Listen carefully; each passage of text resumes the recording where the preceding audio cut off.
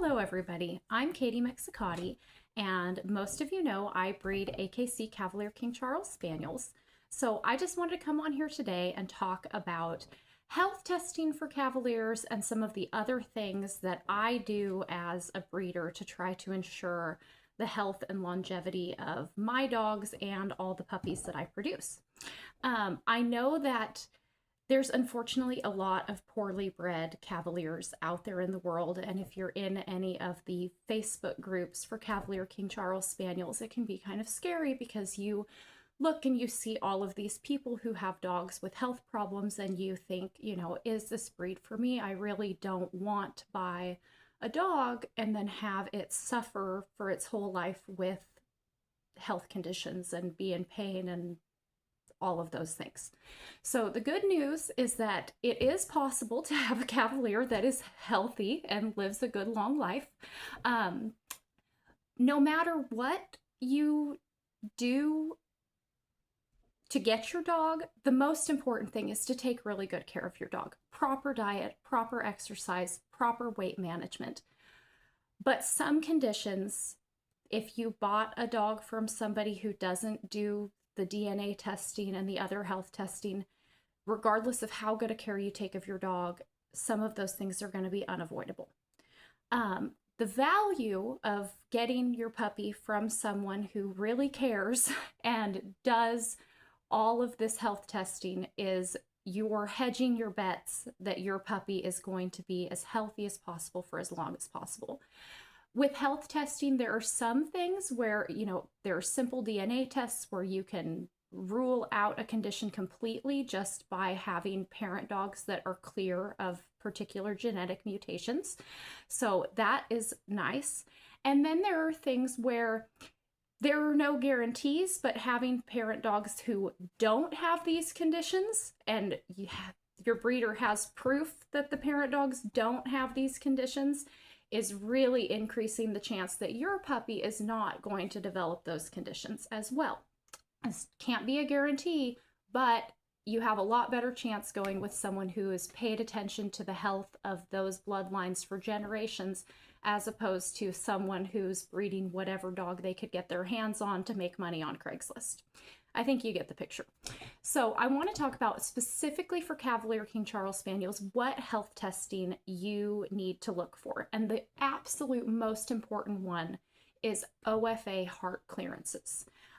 So OFA is the Orthopedic Foundation for Animals, and they have this awesome website. It's ofa.org, and anybody can go on there. You don't need to have an account or log in or do anything. Anybody can bring up that website, type in the dog's AKC name or their registration number, and it will pop up all of that dog's health testing results. And it will also show you all of that dog's relatives that have registered health testing results, and you can click on that and read through those things.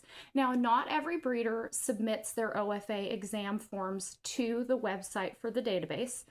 I do, and I wish everybody did, because it's just such a handy tool to be able to look on there and see for generations, what's been going on with these dogs health-wise, and having the reassurance that dogs are healthy. So I submit my OFA results to ofa.org. Not everybody does, but I highly recommend it. If you're a breeder out there and you're on the fence, I highly recommend you put it on ofa.org. So the OFA cardiac clearance, this is Dobby's most recent clearance here. So you can see that, he's marked normal and he's signed off by our cardiologist that lives up where Dobby lives. So Dobby is my stud dog. He's a unicorn and he's wonderful and amazing, and he lives with my cousin Madison, because when we got him I was taking care of my grandma with Alzheimer's and it just wasn't reasonable for us to have a stud dog in the house, but we really needed to invest in the future generation of our program, and Madison's amazing and she's the best dog mom ever, and he gets super duper spoiled. So we love Dobby. He lives up there, but I do take him to do all of his health testing and keep up on his veterinary stuff. So that's what his OFA exam forms looks like. And then when a breeder sends in their results to OFA.org, they'll get an email and they'll get one of these nice little certificates that shows their dog has had his clearance. This is what the exam looks like for the patella luxation database. So this one is also really important. A lot of Cavaliers are prone to patellar luxation, which means their kneecaps don't stay in place. And when it's mild, you might not even know that it is happening, but when it gets severe, it is extremely painful and debilitating to that dog. And most people whose Cavaliers get patellar luxation at some point end up wanting to have surgery done on their dog's knees. And it is very, very expensive, and the recovery is brutal. You know, you can imagine what it's like for a human to have joint surgery and then have to be told you can't do all these things and then you have to do these things. Well, a dog can't understand, you know, when the doctor says you have to be on kennel rest for 6 weeks. It's very, very hard on them to understand what is going on and why they feel like crap. So my suggestion is to go to a breeder that tests for that and try to get a dog that doesn't have a hereditary predisposition to patellar luxation. And then additionally, be, regardless of where you get your puppy or your dog, be really conscientious of the exercise that you allow your dog to do at the different life stages, because puppies that run really far on hard surfaces or get taken on way too long of walks, or who are allowed to jump off of high things, can end up with joint problems and other muscular skeletal issues because they just got exercised improperly or suffered injuries. So you want to avoid over-exercise, improper exercise, and injuries, but you also want to hedge your bets by starting out with a dog that is not prone to that type of condition. The other OFA exam clearance that is recommended for Cavaliers is OFA eyes. And this is what the OFA eye form looks like. This is Dobby's eye clearance here. And you know, it shows that he's, you know, he's normal is over here.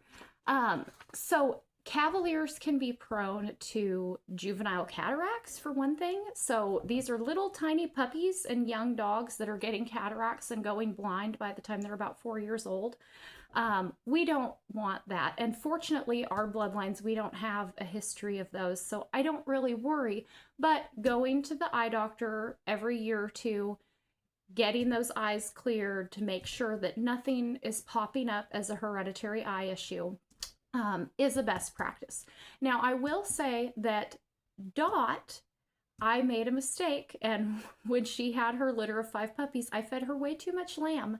So she ended up getting these little teeny tiny deposits of fat on her eyes. So those showed up on her most recent exam. It's a diet thing, apparently, which I didn't realize. Lamb, the fat in lamb particularly, is very prone to causing that issue. So I'm no longer feeding my dogs lamb. So there's a hot tip for you. If you've been feeding your dogs lamb, you might want to think about it. Now, mind you, those little fat deposits on her eyes, they're not affecting her vision. They're not harmful. They're completely benign, but they mean she doesn't get the little clear checkbox on her OFA, which kind of stinks for me. But at the same time, she's healthy. She's happy. I learned from my mistake of feeding lamb. I do try to feed my dogs a lot of real meat because animal protein is the absolute best thing for dogs to eat. It should be the #1 ingredient in their diet, and that is helping protect their heart as well. I did want to jump back to the heart clearances for a minute. The reason those OFA heart clearances are really important is because the biggest disease that plagues Cavalier King Charles Spaniels is mitral valve disease. So they estimate that 90% of Cavaliers are going to develop mitral valve disease at some point in their lives. The really big risk is when unscrupulous breeders are breeding dogs that they know that bloodlines tend to get mitral valve disease when those dogs are pretty darn young. Like, we're talking 4 or 5 years old dogs with heart failure. That's horrifying. Nobody wants to get a puppy and fall in love with it, and a few years down the road find out that their dog is going to die of congestive heart failure in a very short period of time. Having a dog that, when it's 10, 12 years old, develops a heart murmur that doesn't really affect them, that's just present before they pass away, it's not nearly as big of a deal as getting a dog that has heart problems from a young age. So doing these OFA tests is how we assure that we're breeding dogs that don't have heart murmurs, that don't have any type of cardiac disease onset at that time. Does it mean that when they're really, really old, they may not, it doesn't mean when they're really old, they're not going to maybe develop cardiac disease. People are kind of the same way. Some people really lose the genetic lottery and they end up having heart conditions from when they're really young and it plagues them their entire lives. Most people eat kind of a bad diet, don't exercise enough, and end up having some kind of cardiac complication as they get older. So we have to be realistic that no breeder is going to be able to say to you, I guarantee your dog will never get a heart disease. It's just not possible. And if a breeder's saying that to you, they're being dishonest, because there's absolutely no way to guarantee that. But a good breeder is doing these heart clearances. They're keeping up on them, going every year or two to check the heart health of their breeding dogs. If they can, like me, I don't sell my retired breeding dogs. Pebbles, she's spayed. She had 3 litters and she was done, and she's going to live with me for the rest of her life, and she's going to keep going for her OFA exams because I have 2 of her daughters and 1 of her granddaughters that are in my program, and I want to have that information available to me and my future puppy parents about her heart health as she ages. And, Dobby living with Madison for the rest of his life, I can go up there, pick him up, and take him to the cardiologist we have that's up by where he lives and continue to monitor his health even long after he is producing any puppies for me. Not all breeders get to do that. A lot of breeders have a big enough program that it's just not feasible to keep every dog that they've ever produced puppies from. I'm not trying to have some giant program or make a whole bunch of money. I love that my dogs help cover a lot of their expenses because they're all the fancy, food and everything and all the health testing, the price adds up. So it's great that they can help cover those expenses and kind of ensure their own healthy futures. But at the same time, that's something that I really treasure being able to do, and I look forward to doing going into the future. So that kind of covers the OFA exams that are really important for Cavalier King Charles Spaniels. It's the heart, the eyes, and the patellas. And for the heart, a breeder does have to take their dog to a board-certified cardiologist. For the eyes, they do have to take their dog to a board-certified ophthalmologist. For the patellas, any veterinarian can actually do that exam. So that one, if you're out there puppy shopping, there's really very little excuse to not have the patellas done because it is a very, very accessible exam to have done. Most veterinarians, if you show them the form and you say, hey, can you do this patella exam, are very happy to do it because they're absolutely qualified. It's a very simple, quick exam. They're just checking to see and make sure that those kneecaps stay where they're supposed to. Now I'm going to talk about the DNA. So the DNA, if you're going with someone who has put the work in to improve their program over time and get breeding dogs that have clearances, it's so much easier. But that doesn't mean that you can't get a healthy puppy from somebody who has dogs that have, one copy of certain mutations. It is easier to just find a puppy that's totally clear, but sometimes that's really hard to do. So a really great article I'll point you folks towards is called When 23andMe Goes to the Dogs, and it's by Carolyn Coyle. And if you Google When 23andMe Has Gone to the Dogs, it will pop up that article. It's a great read.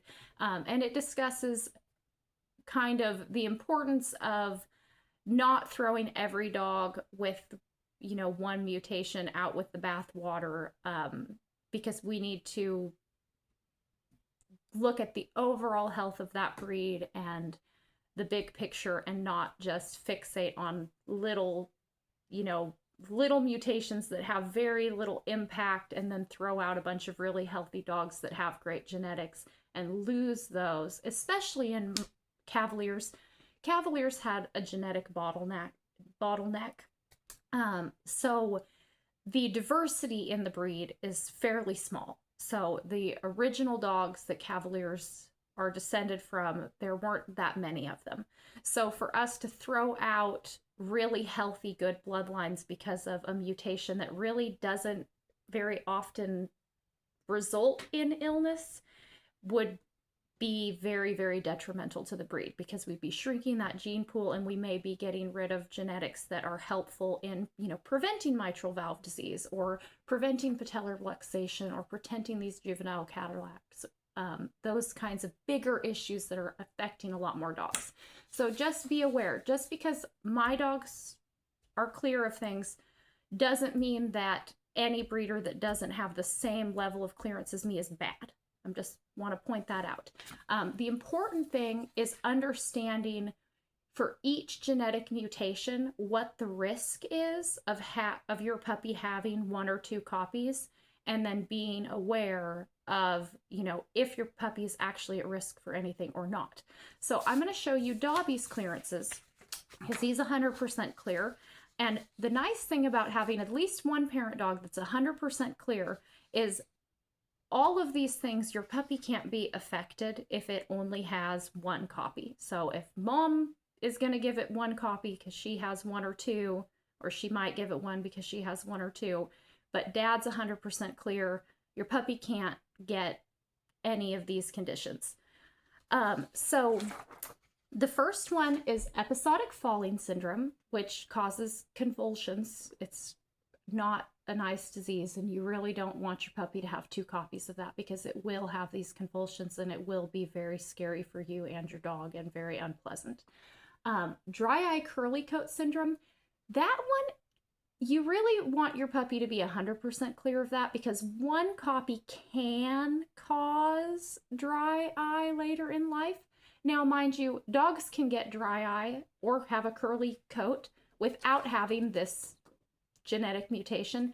This dry eye curly coat disease that this mutation is indicative of, it is basically a birth defect where it affects the dog's eyes and its skin. It's extremely painful. And breeders who are breeding dogs that have this and are producing litters where some of the puppies may have two copies, when those puppies are born with two copies, those breeders kill those puppies because they are in so much pain that it would be unethical to keep them alive.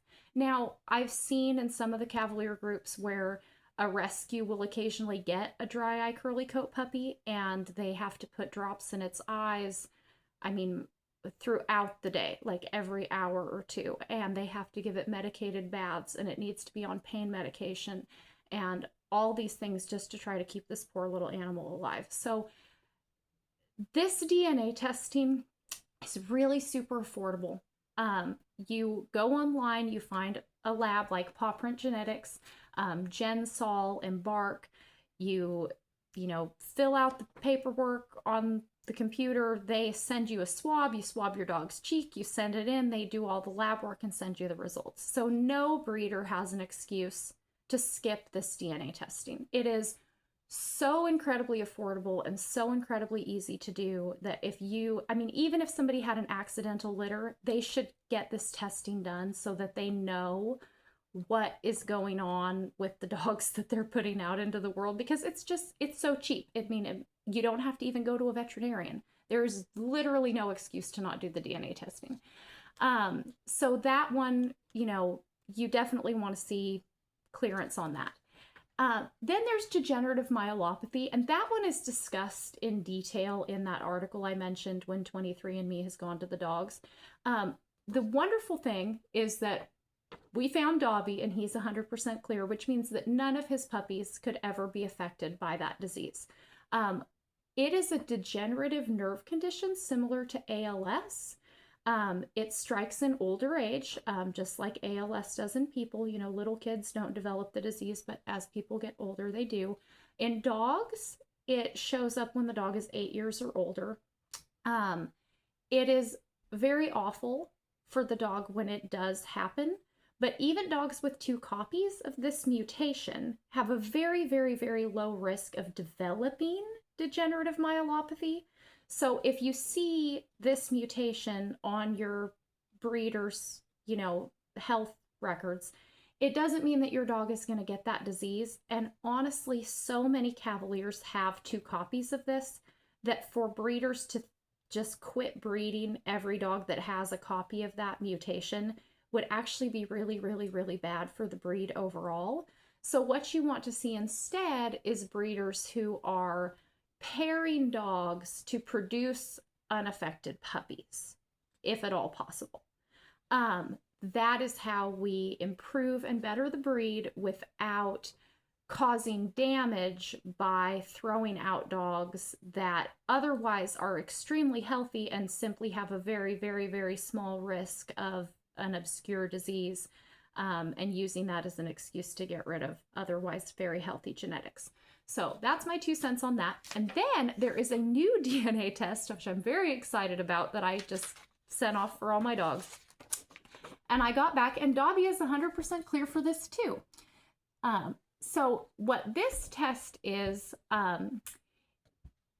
for medium chain acyl-CoA dehydrogenase deficiency, so MCAD deficiency. And what this means is that dogs with two copies of this mutation cannot digest medium chain triglycerides. Medium chain triglycerides are only found in coconut oil and palm kernel oil, and then a very small degree in some dairy products, not all dairy, but quite a bit of it has a small amount of medium chain triglycerides. And what happens with these dogs that have the mutation, which fortunately none of my dogs have two copies of it. Maisie's the only one, she has one copy, but pairing her with a totally clear boy, none of her puppies could ever be affected. So that makes me really happy. It's apparently very prevalent in Cavaliers, but it's a newer mutation. So a lot of breeders aren't even aware that this testing's available or that this condition exists. But what happens in affected dogs is when they eat coconut oil or palm kernel oil or a whole bunch of dairy, they can get neurological problems. They can actually end up having seizures and eventually die from this buildup of these toxins. And it also affects their ability to burn fat when they're fasting. So when they don't have glucose coming into their system to burn as energy and their body has to burn fat, they can't. And so then they end up with low blood sugar and can actually pass out.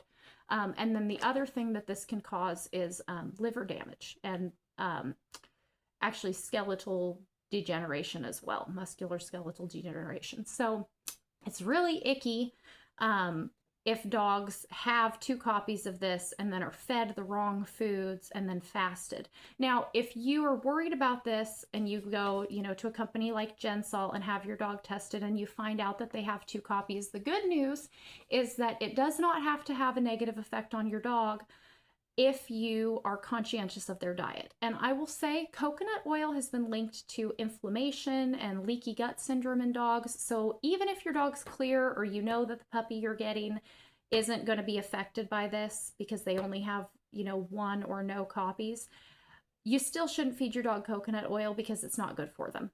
And the same goes for palm kernel oil. It's really not a health food, for dogs at least.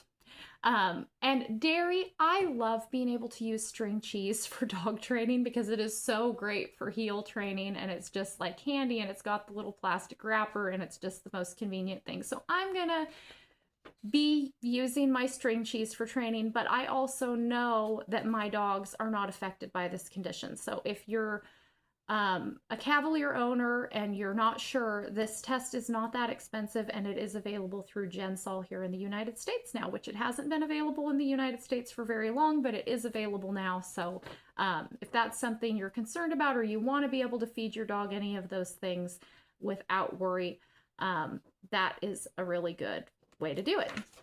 And that's kind of the gist of the health testing. So the two big ones for DNA are EFS and dry eye curly coat.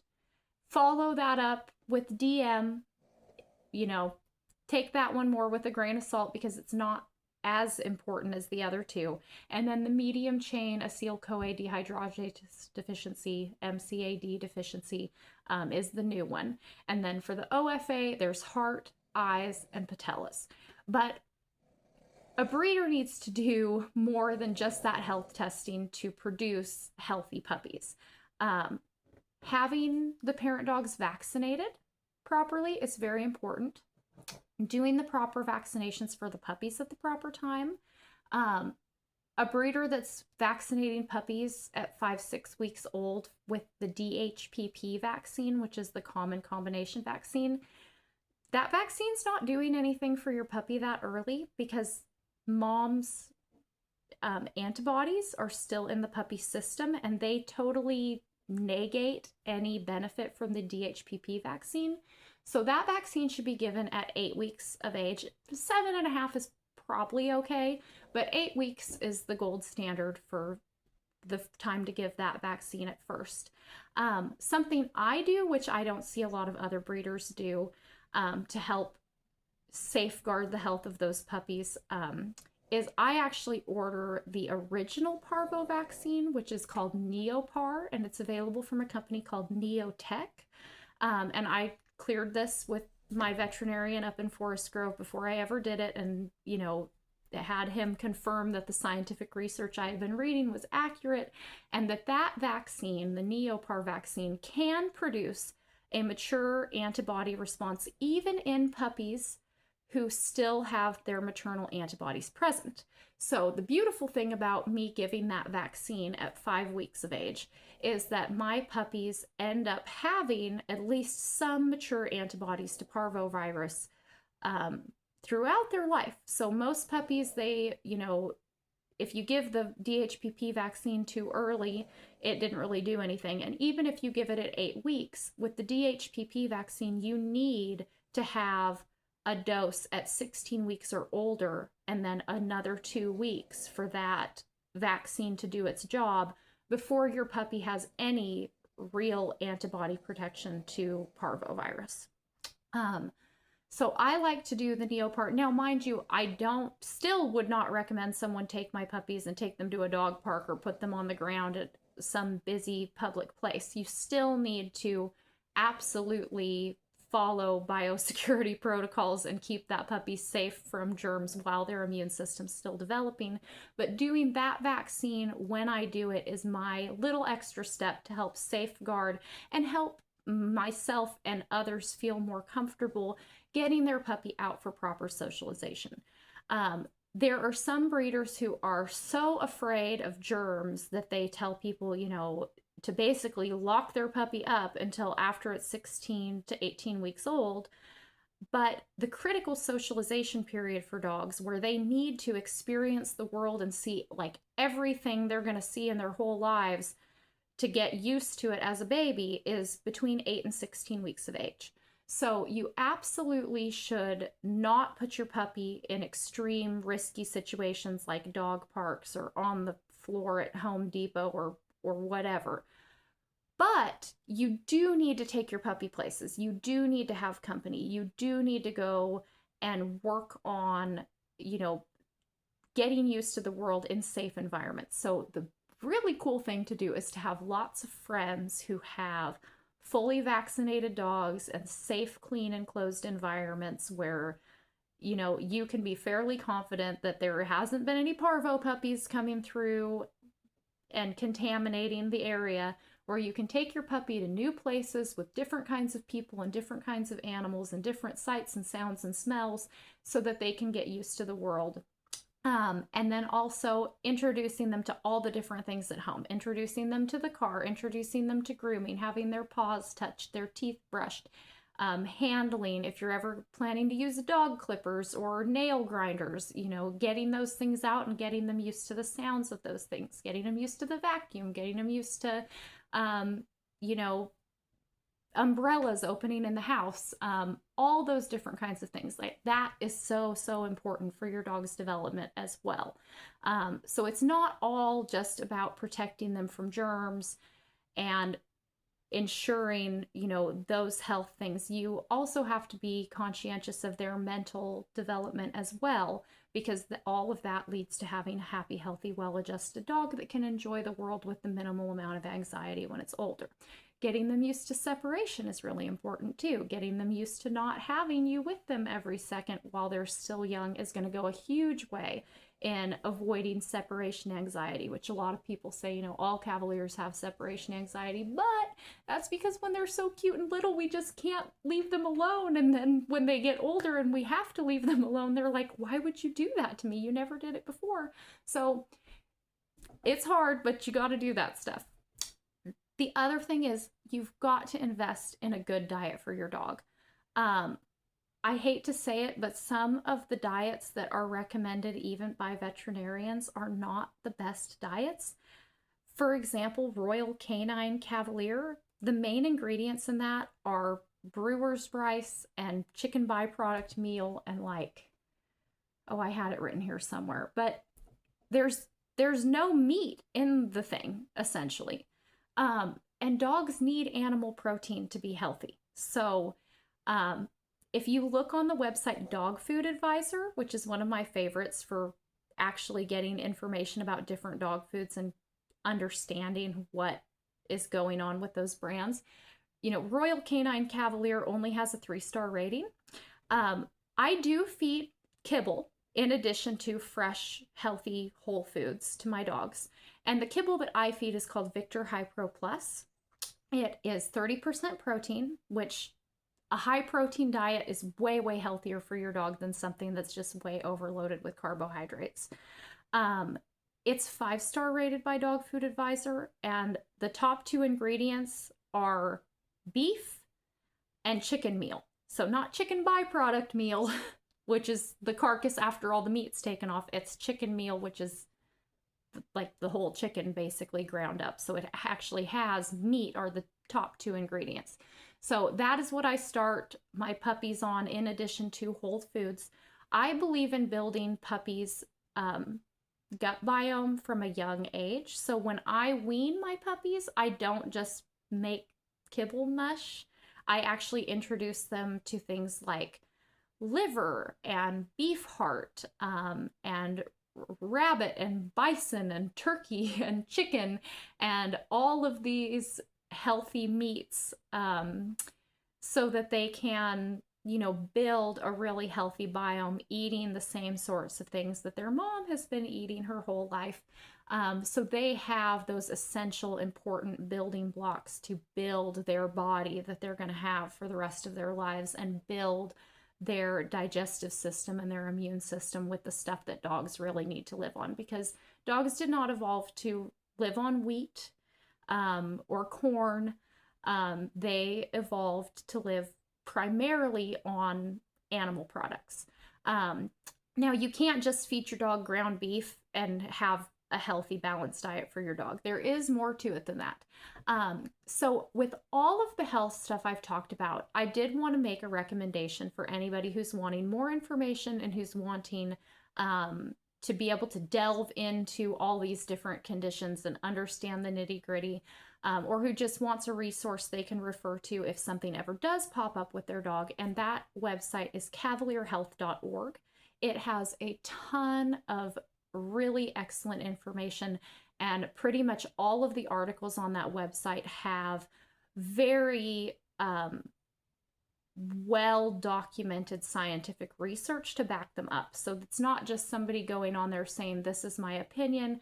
They're going on there and saying, this is what the scientific research that available says. Now, mind you, there is not nearly as much scientific research on dog health as I wish there was. And a lot of these things that people are talking about, the studies are just very small. They're very limited.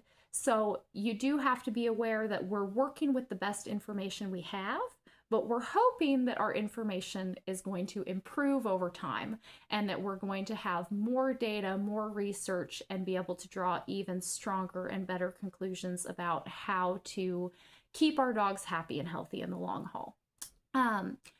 The other thing I want to say is don't be afraid to educate your veterinarian. Now, I have some amazing veterinarians who are extremely well versed in Cavaliers and know all the different little nuances of the breed. But unfortunately, there are a lot of veterinarians who just can't be expected to know every little quirk and detail of every breed under the sun. So, as Cavalier owners, it's our job to advocate for our dogs. So a couple of the big ways that we can do that is if you have a dog that's going to be going in for any type of blood work, you should let your veterinarian know that Cavaliers have a benign condition. Most Cavaliers have a low platelet count or their platelets are very large. So my veterinarians are aware of that. So when my dogs have blood work done, they don't freak out and go, oh my God, something's wrong with your dog. But I've seen in the Cavalier groups on Facebook several people who brought their dog in for a spay or neuter surgery, and the veterinarian said, oh my God, we can't operate on your dog because their platelets are low. So if you can educate your veterinarian ahead of time, you will save yourself and them some scare and heartache by just making them aware, just so you know, when you do my blood work, Cavaliers tend to have a benign condition that causes a low platelet count or large platelets, and you might need to manually count those with the microscope as opposed to having the machine count them. That's one example. Another one I want to talk about is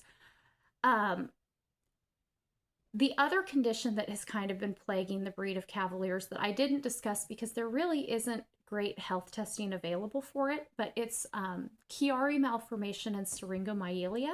So Cavaliers have bigger brains than they should for the size of dog they are. And what that does is that most Cavaliers have where their brain is kind of crowded in their skull. They don't quite have enough room for how big their brain is. And the unfortunate thing is that some Cavaliers end up getting a condition called syringomyelia, where basically they have fluid pockets in their spinal cord that can be extremely painful and extremely debilitating. Now, if your dog develops syringomyelia, you're going to know because they're going to tell you that they're uncomfortable. However, because of the prevalence of that condition, sometimes veterinarians, because they are made aware of syringomyelia in Cavaliers, when a dog has, neck pain or some of these symptoms, they jump to the conclusion that your dog has syringomyelia and they don't rule out other conditions. There is a condition that has almost all the same symptoms as syringomyelia, but it is not syringomyelia and it's actually treatable. And it's called primary secretory otitis media, which is basically middle ear effusion, where the mucus in the middle ear can't drain or is thicker than it should be and builds up. And there's some evidence that giving dogs a dietary supplement called NAC can help thin that mucus down and allow the ear to expel it. And then there is also a surgical procedure where they can basically remove the mucus plug from the dog's middle ear to relieve symptoms.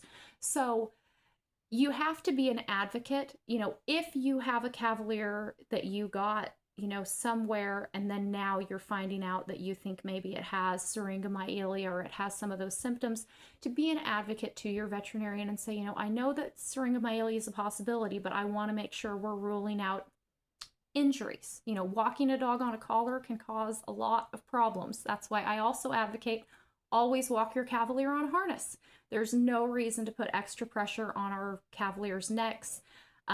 Cavaliers were descended from hunting dogs, so even though they were bred to be our lap and foot warmers on those long cold carriage rides, and that's what they think their job is, they still have their ancestors' desire to go chase furried and feathered things. So if you're walking your Cavalier on a leash and they see a bird and they jump for it, think about what is happening to their neck when they're pulling on that collar. So yes, you can train your dog, and yes, you can teach them to ignore those things, but it takes time.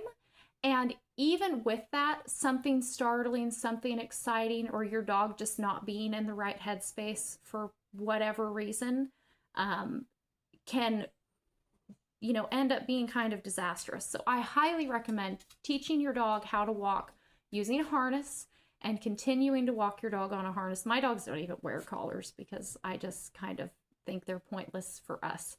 We microchip. I also recommend you microchip your dog so that if anything ever happens, you can find them.